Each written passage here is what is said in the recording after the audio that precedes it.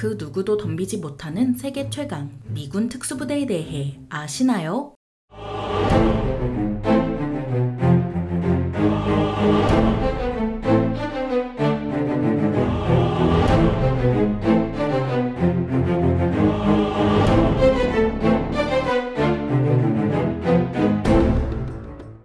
안녕하세요. 지식스토리입니다. 이번에는 못하는 게 없는 만능 요원들 미군 특수부대에 대해 알아볼 텐데요. 현대적 특수부대의 시초는 영국 육군 코만도로 영국을 대표하는 특수부대 SAS도 영국 육군 코만도에서 비롯됐습니다. 영국의 영향을 받은 미국은 1942년에 이탈리아 전선에서 활약한 제1특전단을 시작으로 육군 제1레인저대대, 육군 특전단 등을 창설했고 냉전 시대에 들어서면서 그 필요성이 커졌습니다. 그 이유는 국공내전, 그리스내전, 쿠바 혁명 등 공산 게릴라에 의해 나라가 뒤집히는 민주주의를 위협하는 사례들이 있기 때문인데요. 이에 미국은 공산 게릴라에 대응할 수 있는 특수부대를 양성해야 한다고 판단했고 특히 베트남 전쟁으로 다양한 특수부대가 꼽힐 수 있었죠. 하지만 1980년 4월 독수리 발톱 작전에서 특수부대와 각군의 협력이 제대로 되지 않은 탓에 별다른 성과 없이 사상자만 낸 채로 작전을 종료하는 뼈아픈 실패를 겪었습니다. 이에 에드워드 마이어 장군은 1982년에 제1특수작전 사령부를 창설해 육군의 특수부대들을 한데 모읍니다. 이에 베리 골드워터 상원 의원이 주도해서 1984년 합동특수작전국을 창설했지만 명령권이 없다는 문제가 있었는데요. 1986년에 골드워터 니컬스 법이 통과된 이후 아예 새로운 사령부 창설이 결정됐고 그렇게 특수작전 사령부, 줄여서 소콤이 창설됐죠. 소콤은 1987년에 진솔한 의지작전을 수행하면서 본격적으로 움직였고 세계 각지에서 여러 특수작전을 수행했습니다. 사담 후세인, 오사마 빈 라덴, 아부 바크르 알바그다디 등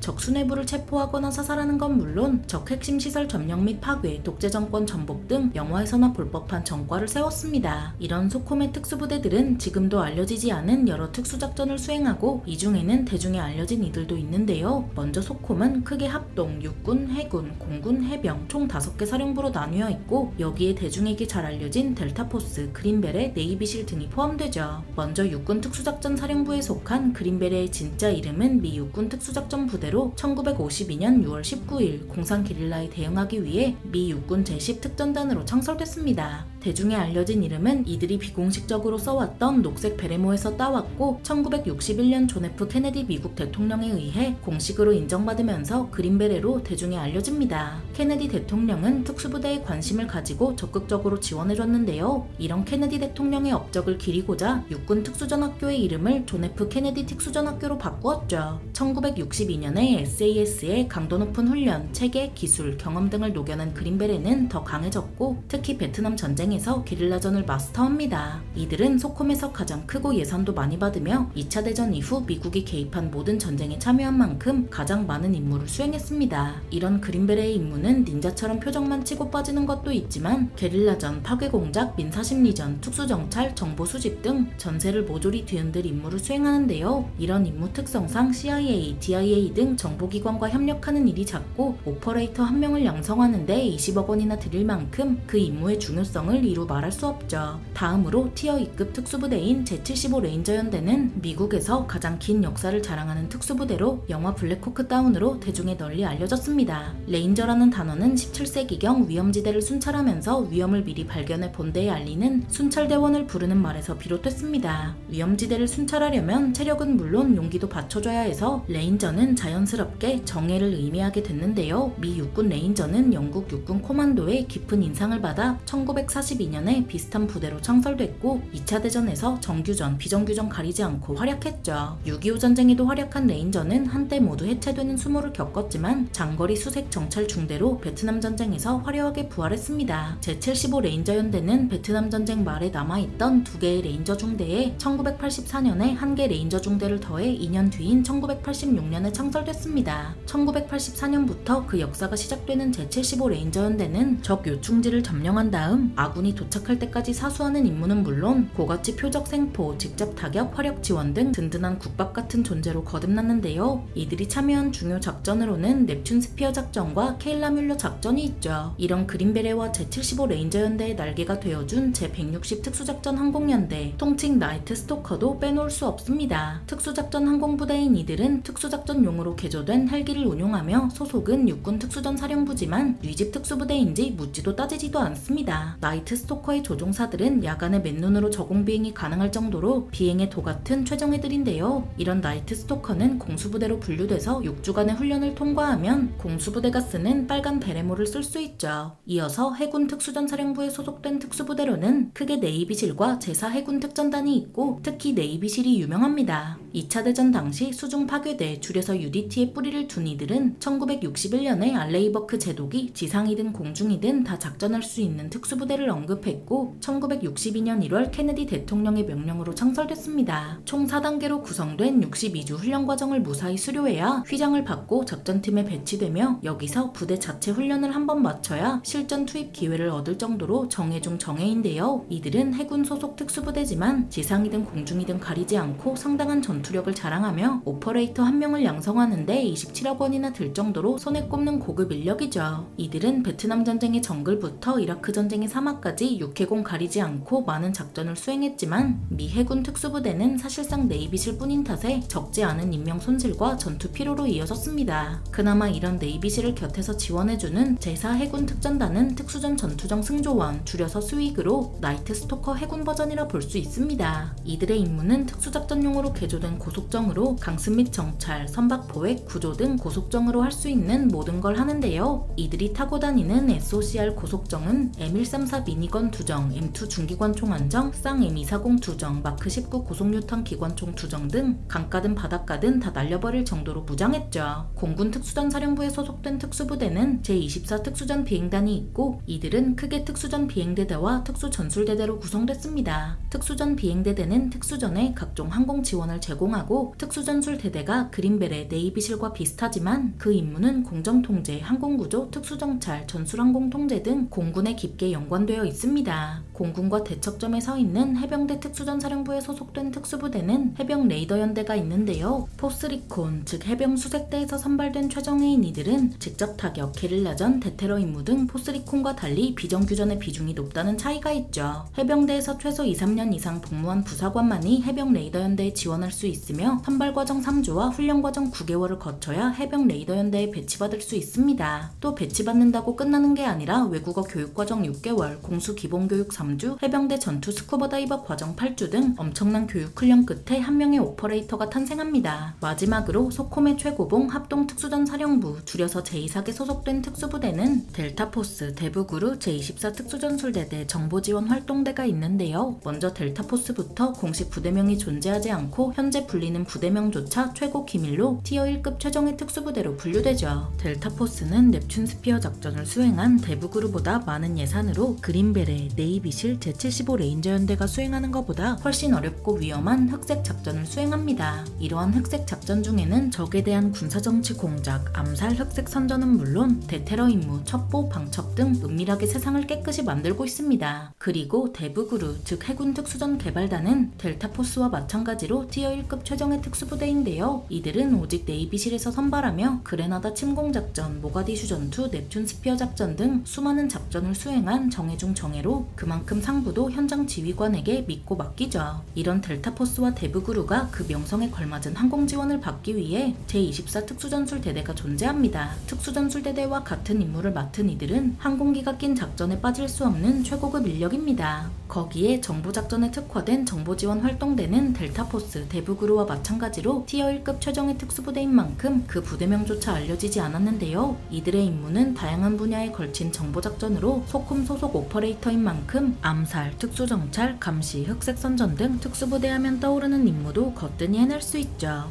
미국은 200년에 걸친 역사 내내 크고 작은 전쟁에 꾸준히 개입한 만큼 적의 피로 비려낸 가장 날카로운 비수인 소콤 오퍼레이터는 그야말로 사신이나 다름없습니다. 적들의 피를 마시고 자란 미군 특수부대에 대해 알아봤는데요. 영상이 유익하셨다면 구독과 좋아요 부탁드립니다. 감사합니다. 지식스토리였습니다.